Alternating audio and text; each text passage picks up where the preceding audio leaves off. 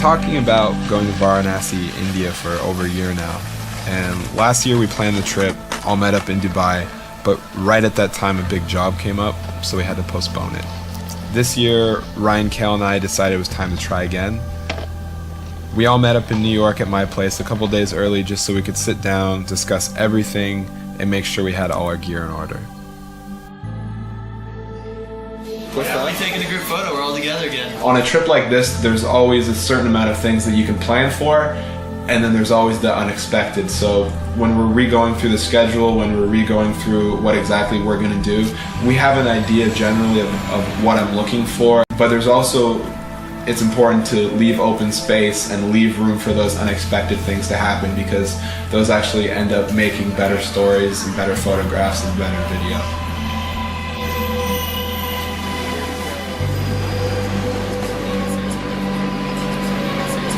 The purpose of this trip is to continue my photos from different religions around the world.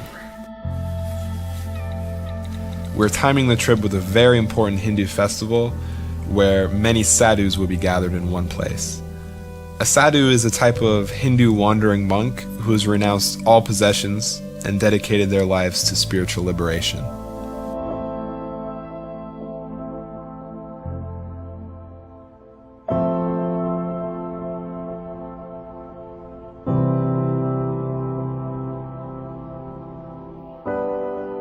Sadhus are the people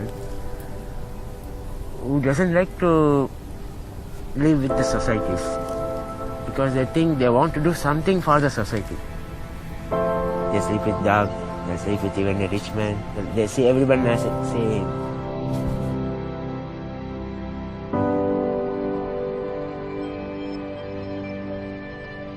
साधु का जीवन झोले में होती है, माया में नहीं कि मठ बना ले, मंदिर बना ले।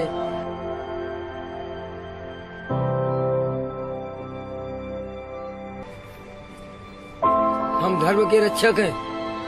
हाँ, वो पंथ नहीं चला रहे हैं, अखाड़ा भी नहीं चला रहे हैं। हमारे सामने जो आएगा, हम लोग समाज सुधारक के साधु हैं और जोगी बना है हमारा।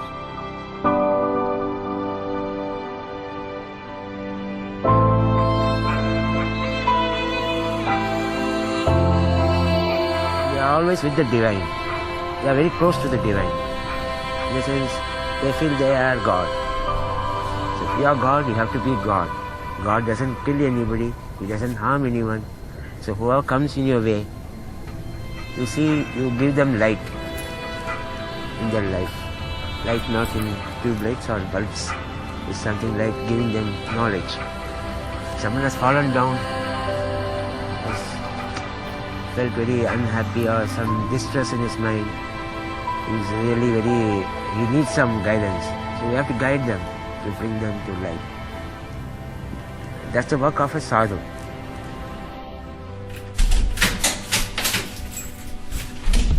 Here we go.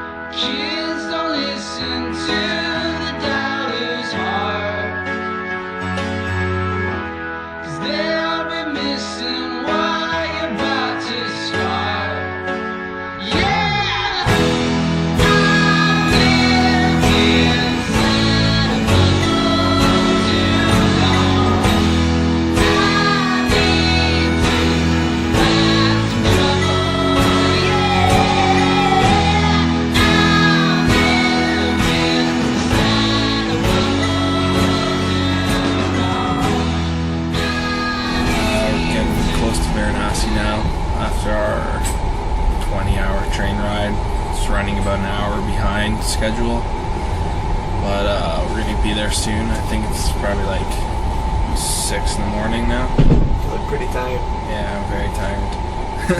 Slept a bit, but I don't know, after a while these beds aren't that comfortable and you can only sleep for so long.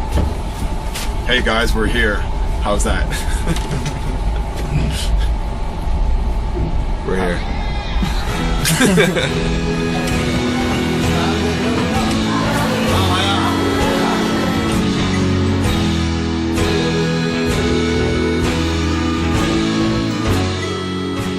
We took the 19-hour train ride from New Delhi to Varanasi, and we get out of the train, we drop our stuff off, and right away we go toward the Ganges River.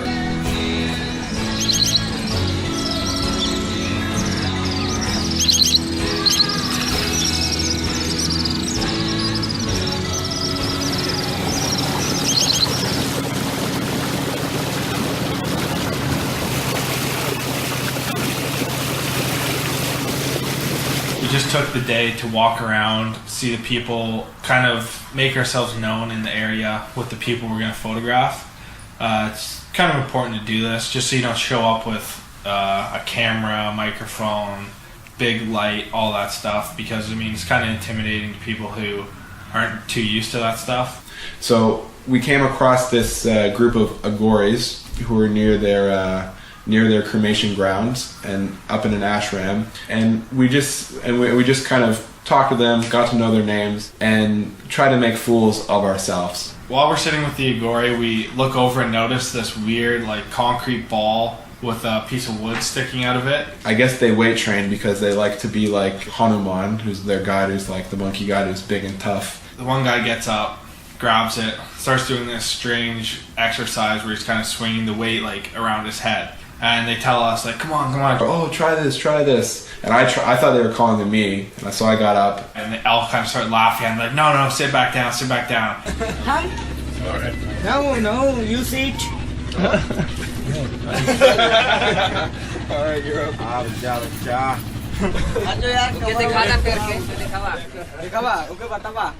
Don't hit your head with it. Yeah. What way do I go? Like this way? No? I don't know how to do it.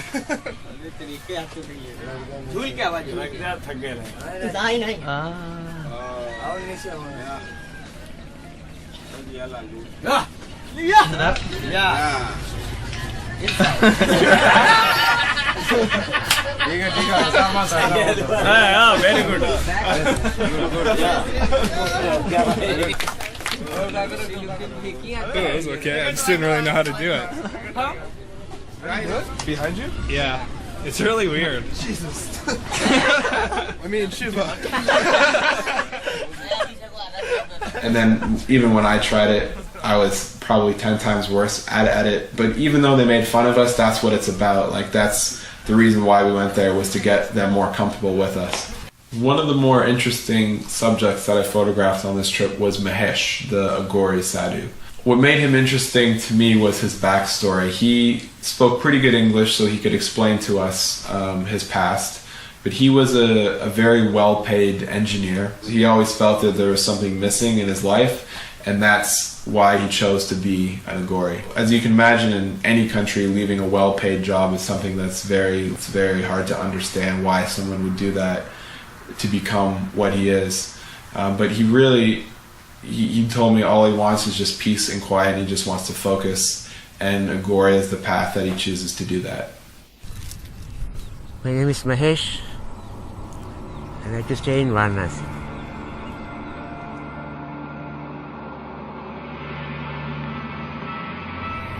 I was having quite good of money, everything was there with me. I thought, let me have a change in life and find out what is the real truth of living.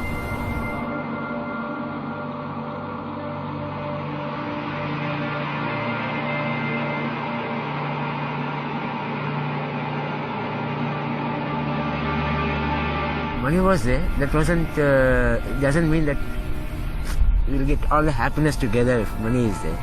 There are certain things which you cannot buy with the money. What money can buy, I had brought all the things. Money can buy this camera, money can buy that, this, everything. But there are certain things which you cannot buy money. With money you cannot see God. So I thought, okay, let me see God for this, keeping aside money. Then I asked my guru, that's my teacher. He said, see, without your parents' will, you cannot go see God and all like that. First take their permission. Took their permission, left my house, not even taking a single penny. Not even a single penny I had in there. Without tickets, I went into the train and came back to Varanasi. And I came up this side and I found it is very quiet, simple. Practicing it from almost 10 years. Not willing to go back. The skull is something to get both sky and the earth together. It's the last thing of the human, right? After that, you can ashes is the most last, and before ash is the skull. Any one or the other day, they're all going to become this. Death is something everyone is scared of. All the people are scared of death. One or the other day, they're going to die. So when death nears, they start crying. So when you embrace death, welcome death, death will not come to you. Old one has to go for the new one to come. So this death and birth is something, a cycle. So we are like not scared of death. The holy ash is the main thing for an Agori. Holy ash. More or less, whatever happens, they don't get scared of anything. And what others can't do, they will do. That's the work of an Agori.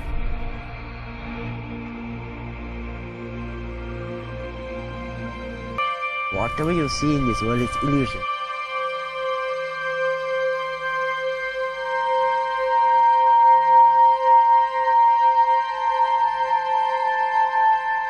This illusion will attract you. Some people like eating, some people like women, some people like money, some people like I want to buy big buildings and that, this. It's all illusion, Maya.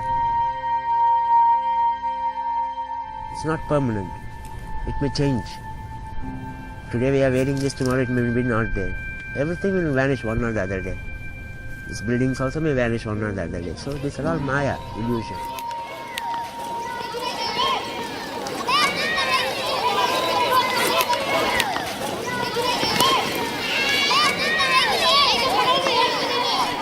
The difference between our trips and maybe some other people who come here is that we kind of build bonds with a few small groups of people and then stick with them over the weeks that we're here, rather than just kind of traveling around seeing all the sites and then leaving.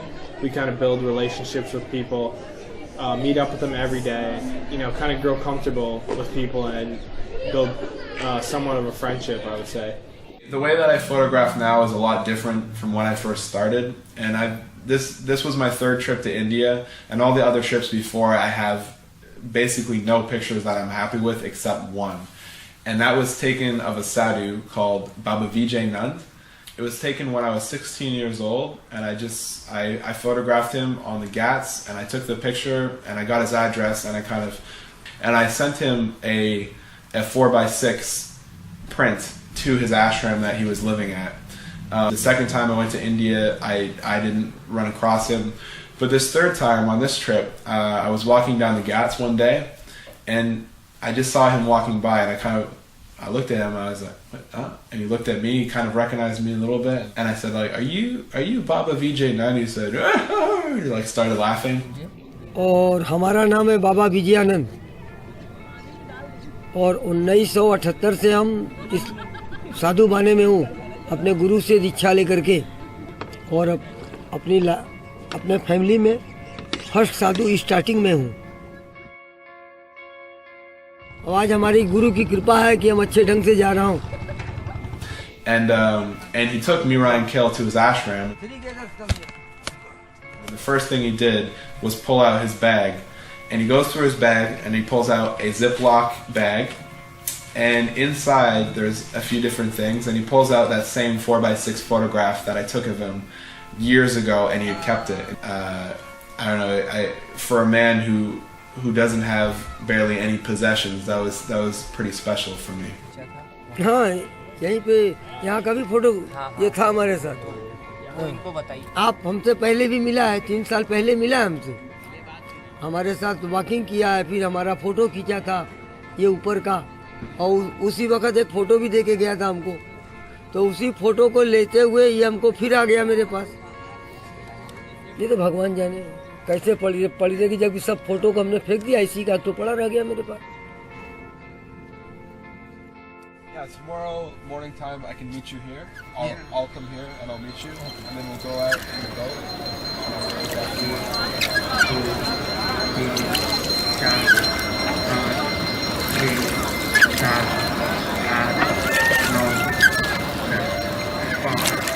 We've all been rowing around on the Ganges River since about 5 a.m. looking for a spot for my photo. I think now we finally found the place. I'd row with both. अब चलाइए, अब चलावा। Ryan, you just watch what you do there. Just get it up higher. Okay, good. And then look here. All the photo setups that I did with Baba Vijay were actually quite demanding on him. I had him rowing his boat down the Ganges. I had him in the water wet. And these are all things that were really 3 years in the making. I don't think I could have got him to do those things if I had not made that connection years ago. I don't think he would have trusted me enough. But because of that, I think the photos turned out good, and I was able to see a more developed side of him.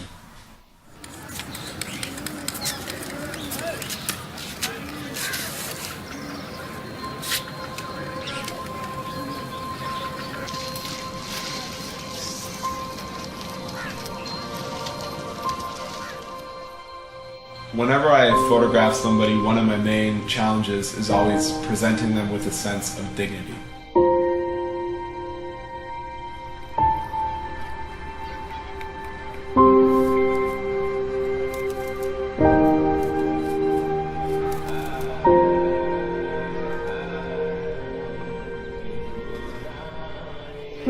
I photograph what people would consider a lot of ancient subjects, so tribes that have been living in ways that they have for thousands of years, or a religious sect like Agori. People would consider that a lot of old cultural stuff. But I think the way that I actually take the picture and the way that I photograph, in the sense of using like lights and the stylistic elements and the way that the picture looks is very modern. So in a way, what I want to do is present them as if they're living in the 21st century, because they are.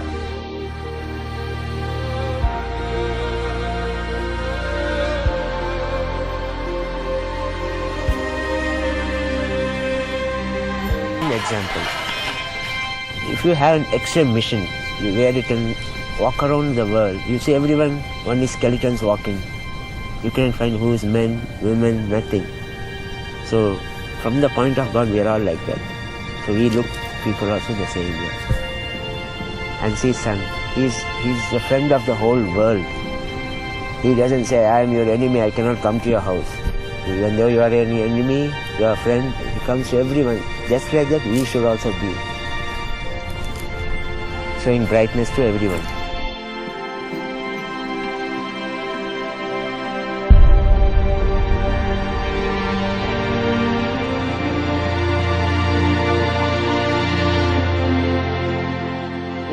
The world was created for peace. We have to be peace. There should be peace, not violence. People just they are becoming more aggressive.